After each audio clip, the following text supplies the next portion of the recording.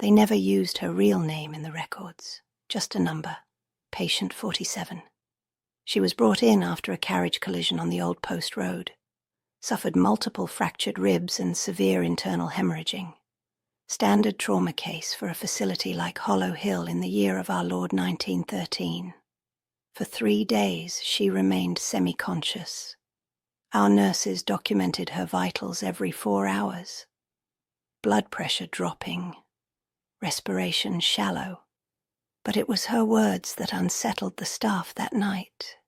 She said, over and over, though it was barely audible, "Please, not yet."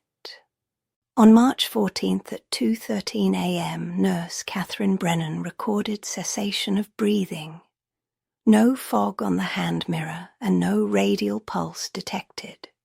She followed protocol, opened the ward logbook and documented the time of death in her own handwriting, then signed her name as required by hospital policy, simply standard procedure. Her final entry, case closed. Except it was not. When Matron Wycliffe arrived just 30 minutes later to countersign the death certificate, she found something rather impossible. Nurse Brennan's entry had been replaced. Different handwriting, much neater and far more deliberate.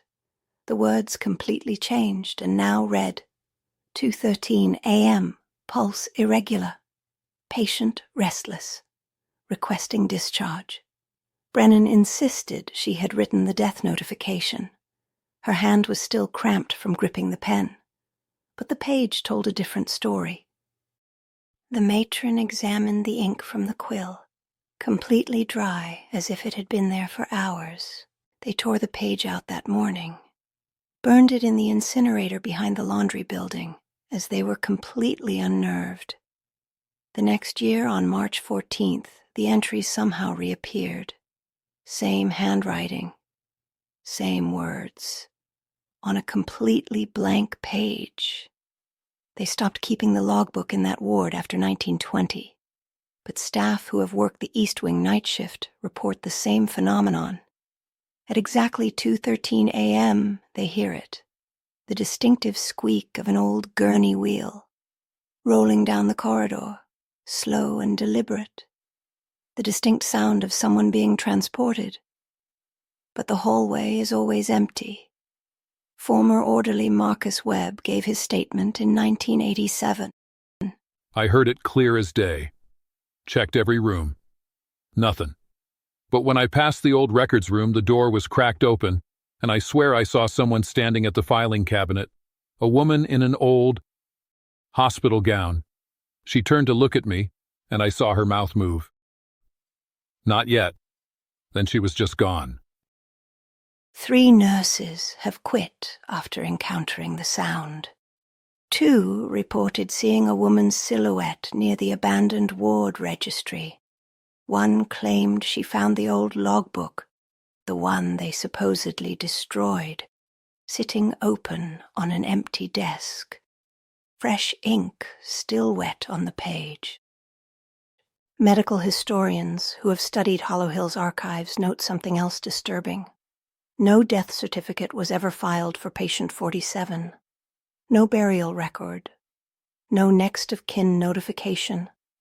No discharge summary. According to official documentation, she was never there at all. But every March 14th at 2:13 a.m., someone, or something, insists she still is. The current facility administrator refuses to comment on record, but they've sealed the East Wing entirely. Officially, it's structural concerns.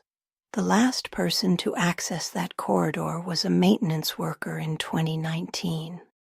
He reported finding an old logbook on the floor, open to a page dated March 14, 1913. The entry was still wet.